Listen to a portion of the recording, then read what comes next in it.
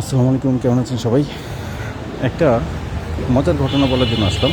সেটা হচ্ছে বাংলাদেশের অলমোস্ট প্রায় সবগুলো রাজনৈতিক দলেরই কিছু অন্ধভক্ত আছে। তো এরা এতটাই অন্ধ যে তারা নিজ নিজ সমর্থিত দলের কোনো ধরনের কোনো অপরাধ, কোনো ধরনের কোনো দোষ, কোনো কিছু তারা দেখতে পায় না।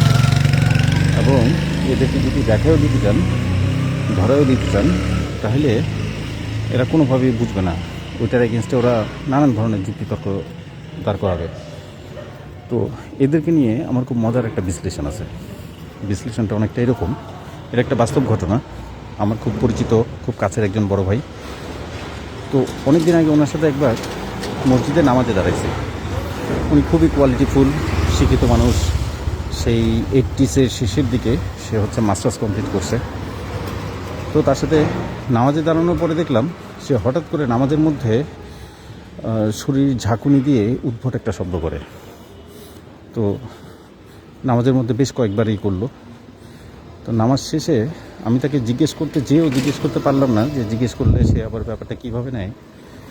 তো তার পরিচিত এবং আমারও পরিচিত একই সার্কেলের আরেকজনকে জিজ্ঞেস করলাম যে ওনার সমস্যা কী, এরকম এরকম ঘটনা। তো উনি ওনার মতো করে একটা বিশ্লেষণ আমাকে দিলেন। সেটা হচ্ছে, এই লোক হলো আগে মতিঝিল আরামবাগের ওখানে যে একটা দরবার শরীফ আছে না, দেওয়ানবাগি, তো দেওয়ানবাগির মুরিদ ছিল। এখন দেওয়ানবাগির মুরিদ থাকাকালীন সময়তে তার ফ্যামিলি থেকে প্রচণ্ডভাবে তাকে প্রেশার করা হয়েছে, অনেকভাবে চেষ্টা করা হয়েছে তাকে ওই জায়গা থেকে বের করে নিয়ে আসার জন্য। বাট কেউই সাকসেস হইতে পারতেছিল না।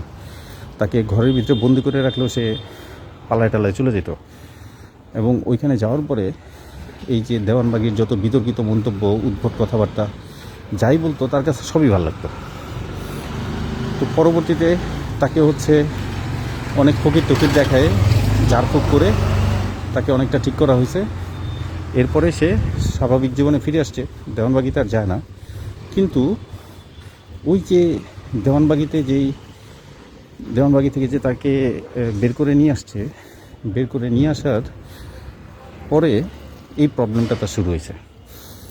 তো হঠাৎ শরীরে এরকম ঝাঁকুনি দিয়ে সে উদ্ভট শব্দ করে, এবং বেশিরভাগ ক্ষেত্রে এটা নামাজের মধ্যেই করে।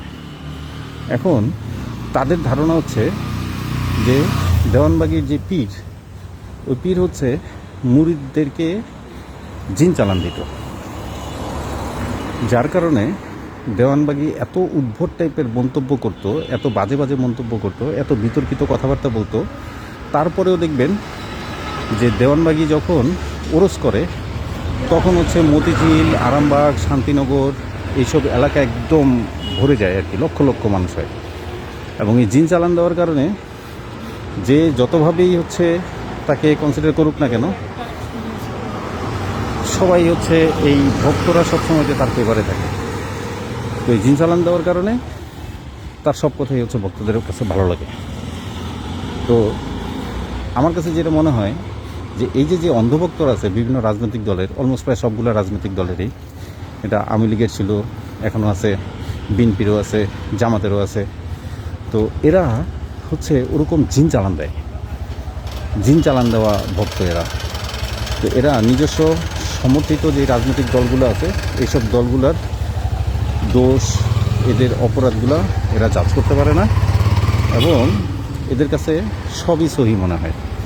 যে তাদের দলের একদম টপ লেভেলে যারা আছে, এরা যাই মন্তব্য করুক, যেটাই বলবে, একদম রুট লেভেল পর্যন্ত তারা সেটাই বিশ্বাস করবে এবং সেটাই বলবে। ফ্যাক্ট চেকিং করার মতো ন্যূনতম বোধ এদের মধ্যে নাই। তো এই জন্য আমি ভাবলাম যে এদের নাম্বারটাও কিন্তু একদম কম না।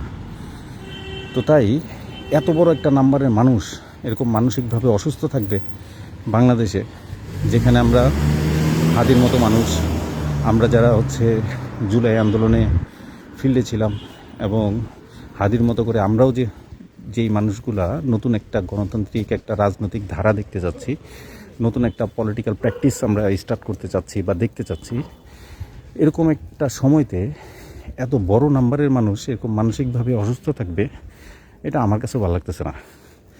তো এই জন্য আপনাদের জানাশোনার মধ্যে এরকম যদি কোনো ওজা টোজা থাকে, ফকির টকির থাকে, যে এদেরকে জারায় জুড়ায় ঠিক করা যাবে তাহলে একটু জানায়েন।